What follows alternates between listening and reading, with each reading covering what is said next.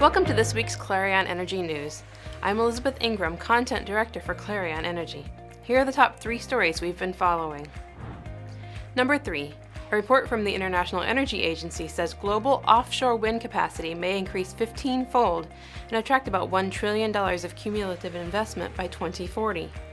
Market growth is being driven by falling costs, supportive government policies, and technological progress, such as larger turbines and floating foundations. And offshore wind technology has the potential to grow far more aggressively with stepped-up support from policymakers. Europe pioneered offshore wind technology and is positioned to be the powerhouse of its future development. Offshore wind capacity in the EU stands at almost 20 gigawatts. IEA says that under current policy settings, that is set to rise to nearly 130 gigawatts by 2040. However, if the EU reaches its carbon neutrality aims, offshore wind capacity would jump to about 180 gigawatts by 2040.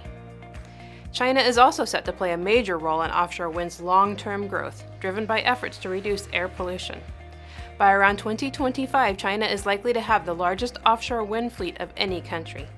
Its offshore wind capacity is set to rise from 4 gigawatts today to 110 gigawatts by 2040. Policies designed to meet global sustainable energy goals could push that to above 170 gigawatts. The U.S. has good offshore wind resources in the Northeast and near demand centers along the densely populated East Coast, offering a way to help diversify the country's power mix. The Offshore Wind Outlook 2019 report is an excerpt from the World Energy Outlook 2019, which will be published in full next month. Number 2. California's largest utility began another widespread blackout Wednesday, as dangerous fire weather returns to California. Pacific Gas and Electric Company previously said it would begin precautionary power shutoffs affecting nearly 180,000 homes and businesses in portions of 17 counties, mostly in the Sierra foothills and north of the San Francisco Bay Area. The outages would last about 48 hours, the utility said. Meanwhile, Southern California Edison said it could cut power to more than 308,000 customers in 7 counties on Thursday, and San Diego Gas and Electric was warning of power shutoffs to about 24,000 customers. The utilities are concerned that winds forecast to top 60 miles per hour could throw branches and debris into power lines or topple them, sparking wildfires. PG&E cut power to more than 2 million people across the San Francisco Bay Area in rolling blackouts from October 9th to the 12th in what was the largest deliberate blackout to prevent wildfires in state history. PG&E's warning just 2 weeks later prompted feelings of frustration and resignation among some residents and business owners, and renewed rushes to stock up on emergency supplies.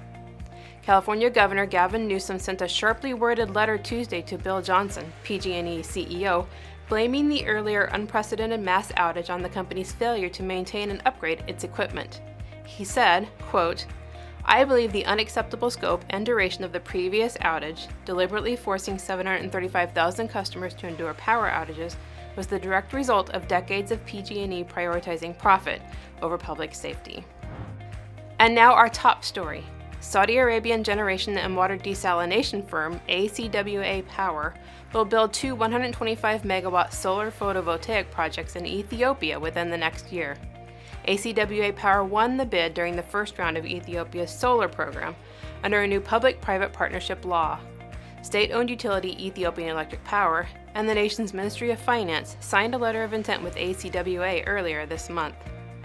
Under the agreement, EEP and ACWA will have a long-term power purchase agreement at 2.52 US cents per kilowatt hour for 20 years.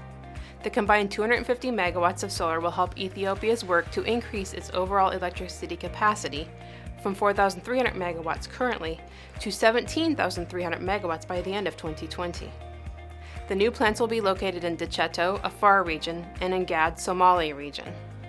While these power plants will be ACWA Power's first venture in Ethiopia, the company already operates in Africa with solar assets in Morocco, South Africa, and Egypt.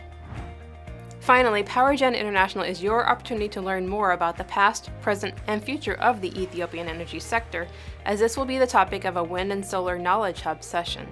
Azeb Asnake, Senior Special Advisor to the Ethiopian Ministry of Water, Irrigation, and Energy, will speak at 1 p.m. on Tuesday, November 19th. PowerGen International is happening November 19th through the 21st in New Orleans. The biggest U.S. annual conference on power generation will offer more than 80 sessions covering solar, wind, hydropower, gas-fired, coal-fired, and nuclear energy, as well as digital transformation of the power plant, energy storage, centralized plant performance, and microgrids. That's it for this edition of Clarion Energy News. I'm Elizabeth Ingram. Thank you for watching.